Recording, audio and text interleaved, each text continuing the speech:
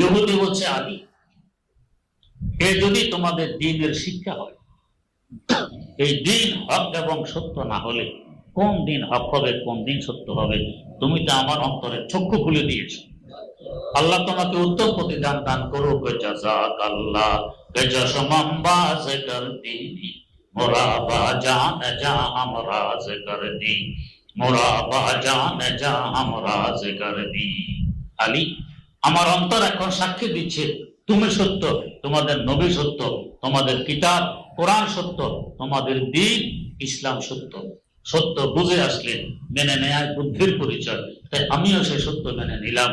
লা ইলাহা ইল্লাল্লাহু মুহাম্মাদুর রাসূলুল্লাহ।